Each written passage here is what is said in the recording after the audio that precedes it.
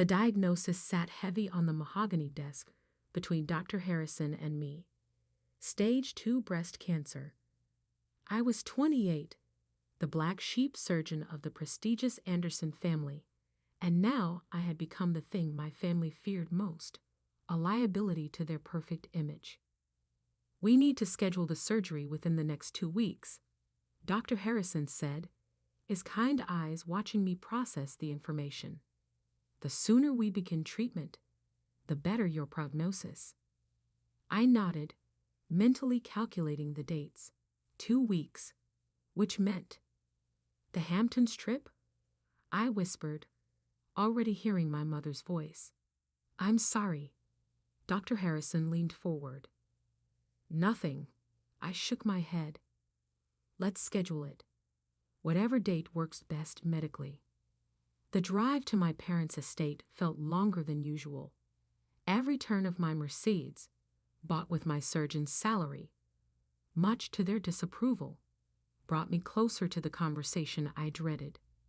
The gates opened automatically, recognizing my car, and I pulled up to the sprawling mansion where appearance had always mattered more than reality. Maria, our housekeeper of 20 years, met me at the door. "They're in the solarium, Dr. Anderson. Your sister is showing her engagement ring to everyone." Of course they were. Jessica, my perfect older sister, had just gotten engaged to a state senator's son. The family had been planning the announcement party for months, scheduled to take place during our annual 2-week Hamptons vacation. The solarium buzzed with excited chatter. My mother, Margaret Anderson, held court from her favorite chaise lounge, while my father, Theodore Anderson IUI, stood by the bar. Jessica sat in the center, her new 4-carat diamond catching the light as she gestured animatedly. "Olivia." Mom's voice cut through the noise. "You're late. And in those hospital clothes again." I looked down at my designer pantsuit. Definitely not hospital scrubs. But anything less than evening wear was hospital clothes to her. "I need to talk to you and Dad," I said quietly, privately. "Whatever it is can wait." Mom waved dismissively. "Jessica is telling us about the engagement dinner menu. It can't wait." Something in my voice must have carried weight, because Dad actually looked up from his scotch. "Use my study." The study had always been Dad's sanctuary, where he ran his hospital administration consulting firm. The irony wasn't lost on me. He advised hospitals, but had opposed my decision to become a surgeon. "Anderson women don't work with their hands," he'd said. Well, Mom perched on the edge of a leather chair, clearly annoyed at being pulled away from the engagement festivities. I took a deep breath. "I have cancer. Stage 2 breast cancer. I need surgery in 2 weeks." The silence that followed wasn't the supportive kind. Mom's perfectly Botoxed face actually showed emotion for once, annoyance. 2 weeks, she repeated. "But that's when we leave for the Hamptons. Jessica's engagement party." "Did you hear me?" I interrupted. "I have cancer." Yes, she waved impatiently. "But surely you can schedule the surgery around the family events. This party has been planned for months. The governor is coming." Dad at least had the decency to look uncomfortable. "Margaret, perhaps." "No, Theodore." Mom cut him off. "Olivia has always done this, created drama at important family moments. First medical school instead of debutante season, then surgery instead of marrying Charles Winston, and now this. Created drama?" I felt my surgeon's calm slipping. "Mom, this is cancer." "And it can wait a month," she said firmly. "Your sister only announces her engagement to a future senator once. Family comes first. This is about family." I stood up. "About me being alive to attend the actual wedding." "Don't be dramatic," Mom sighed. People delay treatments all the time. And really, dear, maybe this is a sign. You could use the Hamptons trip to reconnect with Charles.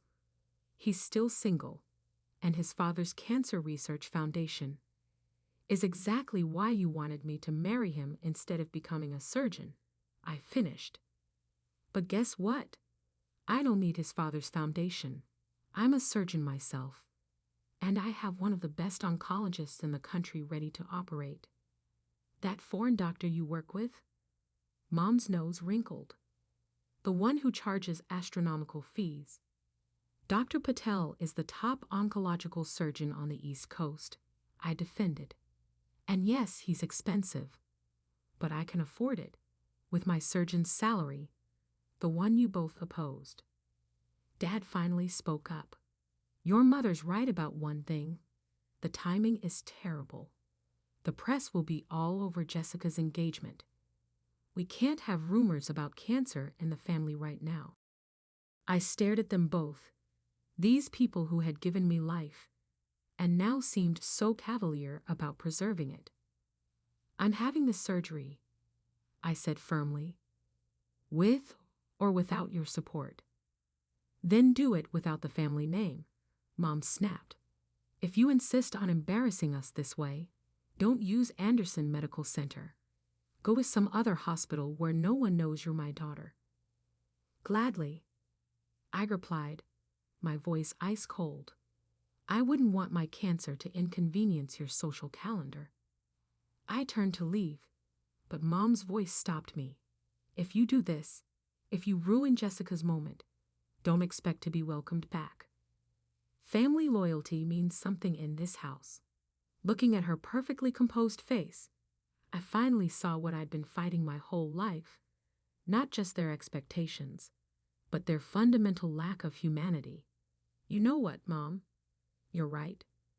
Family loyalty does mean something. It means supporting each other through health crises. It means choosing life over appearances. It means being human. Don't be philosophical, she scoffed. It doesn't suit you. No, I agreed. Apparently, what suits me is being the family disappointment. The one who chose medicine over marriage, surgery over society, and now survival over your precious Hamptons vacation. Dad cleared his throat. Be reasonable, Olivia. 1 month won't make a difference. Actually, I pulled out Dr. Harrison's report. It could make all the difference. But don't worry. I won't let my inconvenient cancer cast a shadow over Jessica's engagement. I'll have my surgery at Metropolitan Hospital, where I work. I'll recover in my own home. And I'll build my own definition of family, one that values life over appearances. Metropolitan? Mom looked horrified. That public hospital. Yes, that public hospital where I save lives every day, where my colleagues don't care about social status or family names, where Dr. Patel will perform my surgery without asking which country club I belong to. I walked to the door, then turned back one last time. Oh, and Mom, that foreign doctor you dismissed, he's not just performing my surgery, he's revolutionizing cancer treatment. Something you'd know if you ever looked beyond your social circle. The solarium was still buzzing with engagement excitement as I walked out. Jessica caught my eye, her face questioning, but I just shook my head. Let them have their perfect party, their Hamptons vacation, their world of appearances. I had a life to save, my own. 2 weeks later, I lay on the operating table at Metropolitan Hospital, Dr. Patel's capable hands preparing for surgery. My surgical team, the same people I worked with every day, surrounded me with genuine concern and support. Ready, Dr. Anderson? Dr. Patel asked. I thought of my family, probably boarding their private jet to the Hamptons right now, more concerned about Jessica's engagement party than my survival. Ready? I replied. And Dr. Patel? Thank you for not making me wait a month. His eyes crinkled above his surgical mask. We save lives here, Dr. Anderson.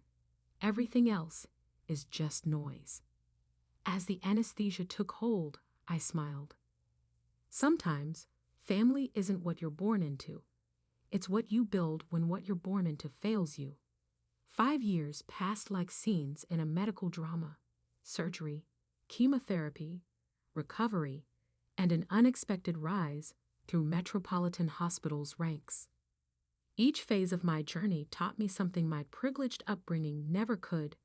True resilience comes from within, not from social status. I was reviewing plans for Metropolitan's new cancer wing, now one of the top oncology centers in the country, when my assistant knocked on my office door. Dr. Anderson? Or should I say Chief Anderson? Sarah smiled, still adjusting to my recent promotion to hospital CEO. There's a Margaret Anderson insisting on seeing you. Says she's your mother. The name hit like a frozen scalpel. 5 years of silence, broken only by newspaper clippings about Jessica's perfect life. Her wedding, her politician husband, her charity galas. Send her in, I said, straightening my suit jacket. Armani, but chosen for comfort rather than status. Mom walked in like she was entering one of her charity luncheons, designer handbag first. But something was different. The perfect posture seemed forced, the makeup a bit too heady. Metropolitan Hospital's youngest CEO, she said, looking around my office. Your father saw the announcement in the medical journal. I'm sure he did, I replied coolly, though neither of you sent congratulations. We weren't sure you'd accept them. She sat down, perching on the edge of my visitor's chair like she might catch something. The Hamptons house isn't the same without you. I'm sure Jessica's children love it. Jessica. Mom's voice cracked slightly. That's why I'm here. I waited, letting the silence build. 5 years ago, I would have rushed to fill it, eager for approval. Now I had learned the power of patience, in surgery and in life. She has breast cancer, Mom finally said. Stage 3. More advanced than yours was. The news hit hard, despite everything. Jessica? Perfect. Favored Jessica, facing the same enemy I had. The best specialists in New York say it's complicated, Mom continued. But everyone keeps mentioning one name. Dr. Patel. Your Dr. Patel. Ah, there it was. The real reason for this visit. Dr. Patel is very selective about his cases now, I said carefully. Being Metropolitan's head of oncology means. Money isn't an issue, Mom interrupted. Your father's firm will cover any. It's not about money. I cut her off. Dr. Patel chooses cases based on medical need and timing. Unlike some people, he doesn't believe in delaying treatment for social events. The barb hit home. Mom flinched. We were wrong, she whispered. About your surgery, about everything. I see that now. Do you? I stood up, walking to my window overlooking the hospital grounds. Or do you just need something from me? Can it be both? Her voice was smaller than I had ever heard it. Watching Jessica face this, it's made me remember every horrible thing I said to you, every priority I got wrong. I turned back to her. And Dad? Does he still think cancer treatment should work around the social calendar? Your father. She hesitated. He's not well himself. The stress of Jessica's diagnosis. The stress of a child's diagnosis is horrible, isn't it? I kept my voice neutral, especially when you actually care about that child's survival. Mom's perfectly manicured hands twisted in her lap. I deserve that. But please, help Jessica.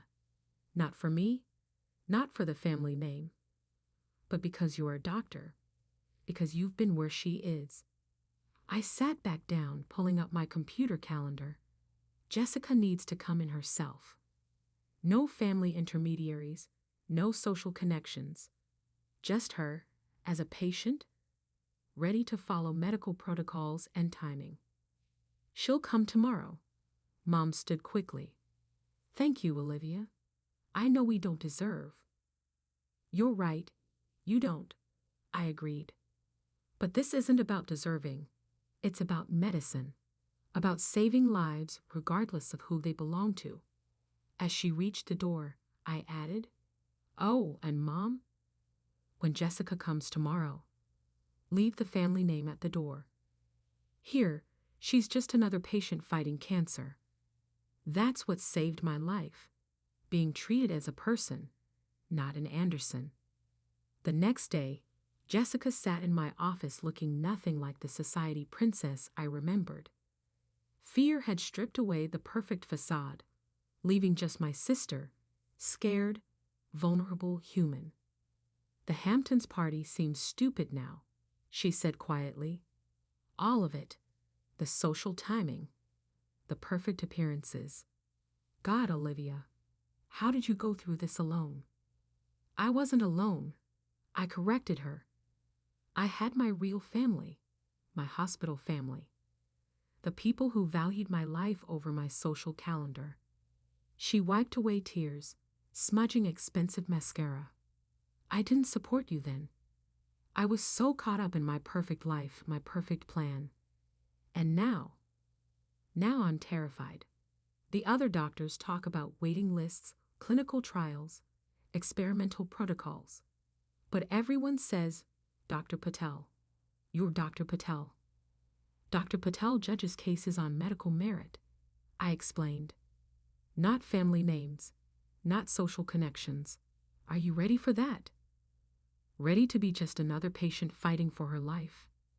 She nodded, dropping her designer handbag on the floor like it meant nothing.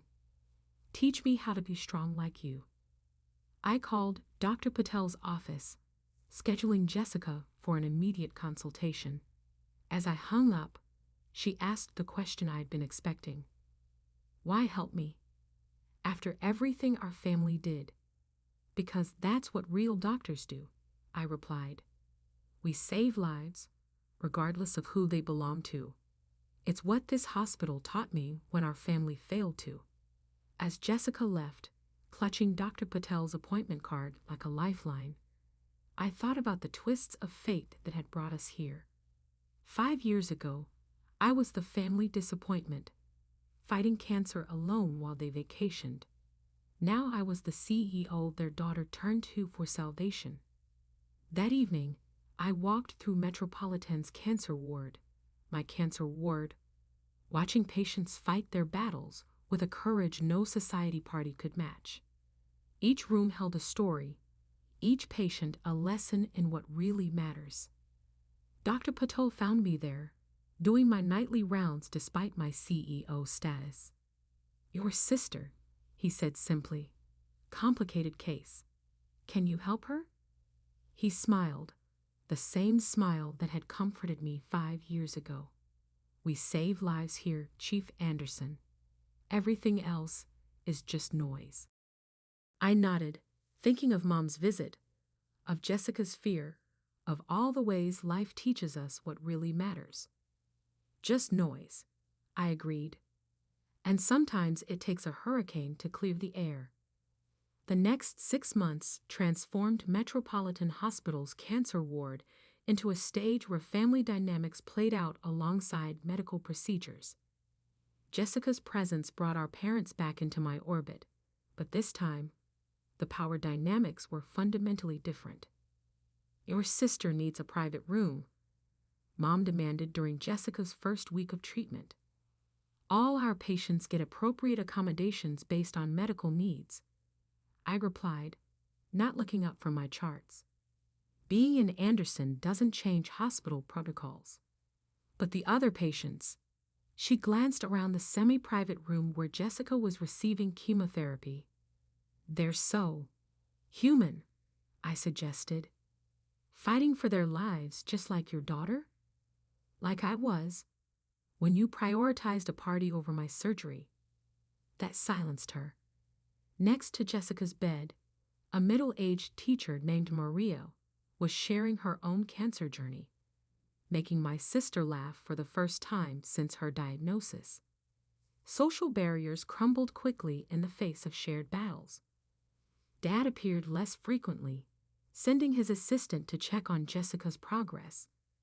The great Theodore Anderson, who built his fortune advising hospitals, couldn't face the reality of hospital life when it touched his golden child. One evening, I found him standing in the hospital parking lot, staring up at the oncology floor's windows. "She's responding well to treatment," I said, making him jump. "Olivia." He straightened his tie, a nervous habit I remembered from childhood. I was just avoiding coming inside, afraid to see your perfect daughter hooked up to chemotherapy machines. He aged before my eyes, shoulders slumping. "How did you do it? Go through this alone?" I wasn't alone. I corrected him. "Dr. Patel, my colleagues, my patients, they became my family when my birth family chose a party over my survival." "The Hamptons party," he mumbled. "God, what were we thinking?" "You were thinking about appearances," I said quietly. "About the family name, social connections, everything that seems meaningless when you're fighting for your life." A young resident hurried past us, nodding respectfully. "Good evening, Chief Anderson." Dad watched the interaction with new eyes. "They respect you here, not because of your name, but because of who you are." "That's what real respect looks like, Dad. Earned, not inherited." He turned to face me fully. "I've been wrong about many things, Olivia. Your career choice, your hospital, your everything." "Yes, you have. Your mother, she's struggling. Seeing Jessica like this, remembering how we treated you. Mom's struggling because she can't control this with money or social connections," I replied. "Welcome to real life, Dad. The kind I deal with every day in this common hospital you looked at him on." A commotion near the entrance interrupted us. An ambulance arriving, medical team rushing out. Without thinking, I moved toward it, doctor's instincts overriding CEO status. "Olivia," Dad called after me. I'm proud of you. What you've built here, who you've become." I paused briefly. "Thank you, Dad, but right now, someone needs medical help.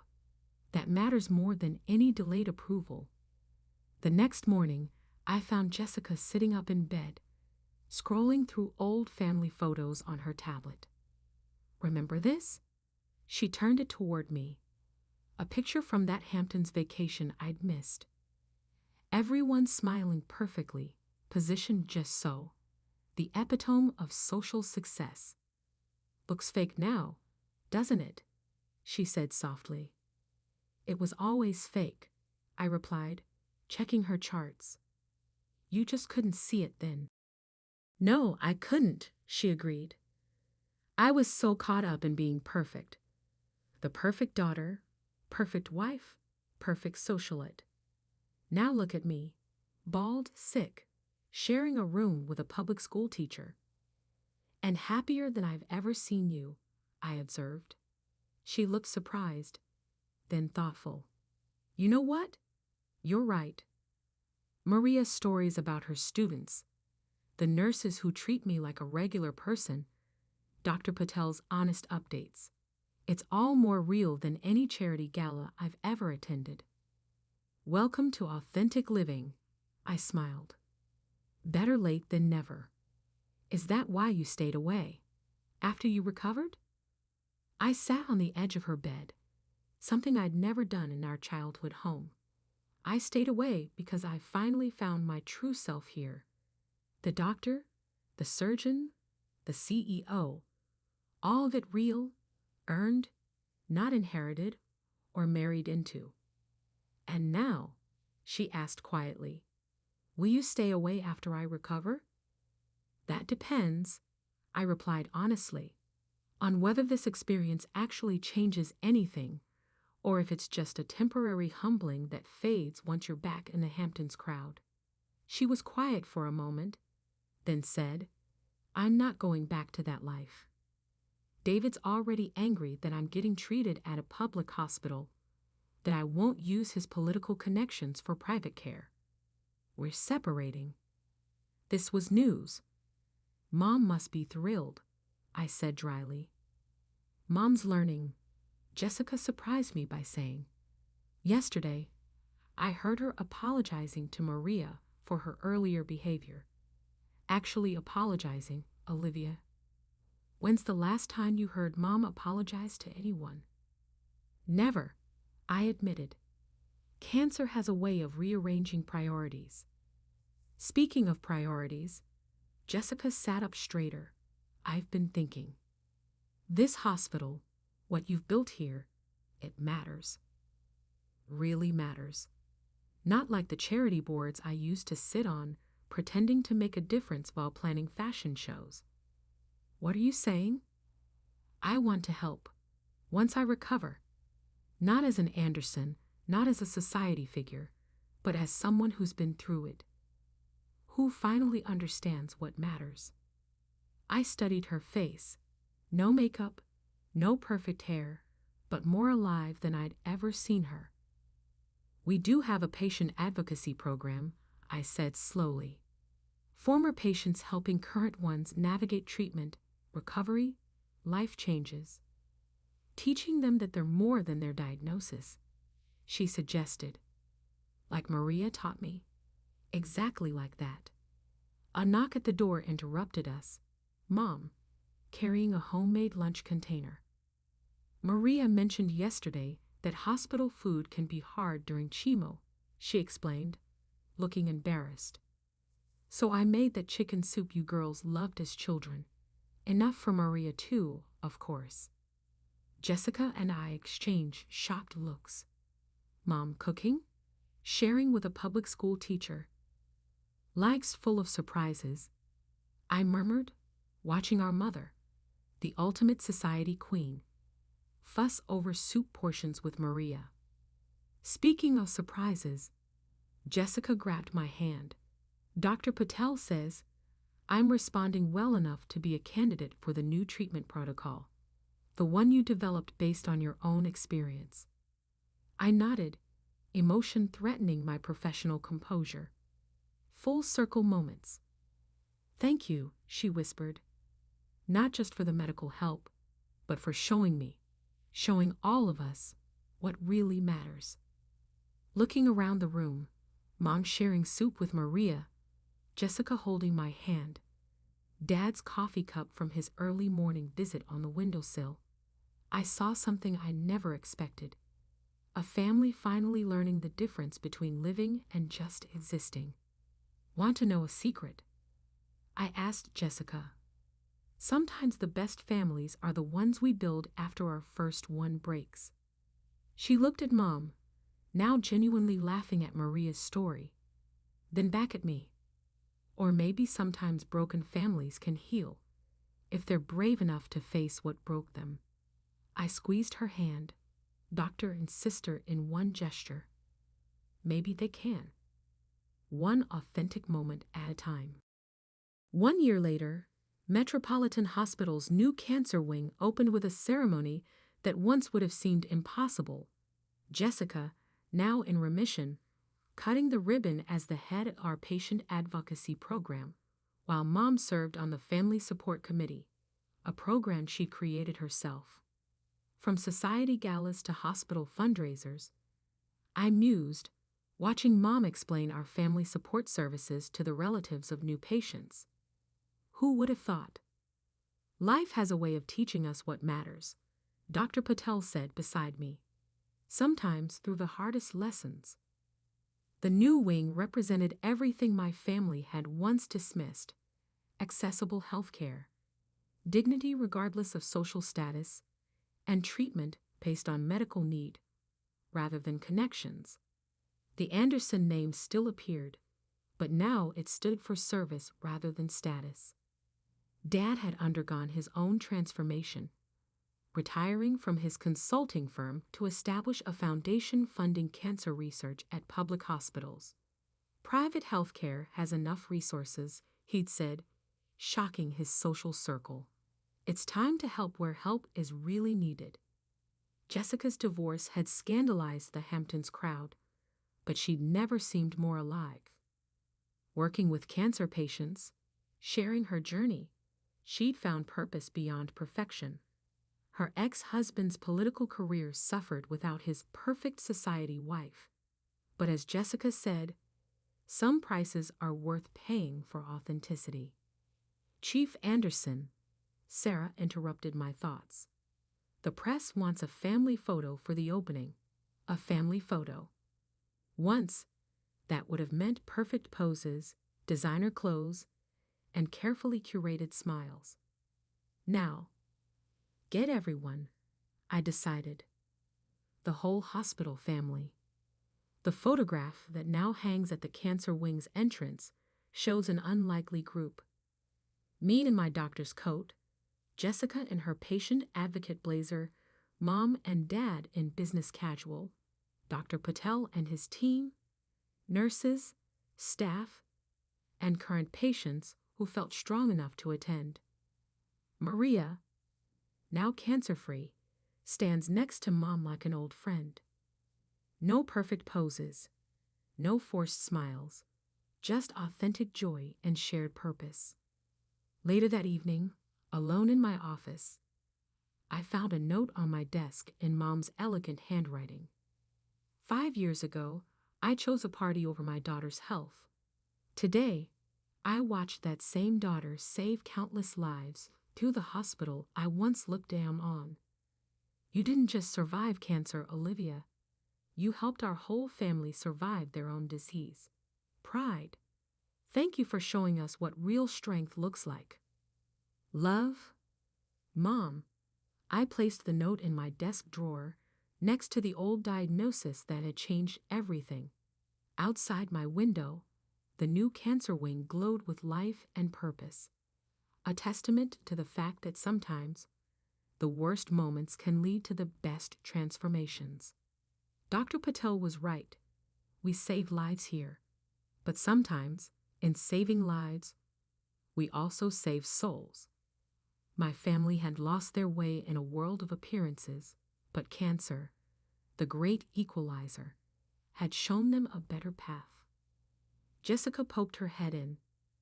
Ready for our evening round, sis? We have some new patients who could use the double Anderson support approach. I grabbed my coat, smiling. Lead the way, patient advocate Anderson. Together, we walked the halls of Metropolitan, no longer divided by status or expectations, just two sisters helping others fight their battles. Sometimes the best revenge against past wrongs isn't success or money or power. It's building something meaningful from the ashes of what broke you. And sometimes, if you're very lucky, those who broke you might just help you build it.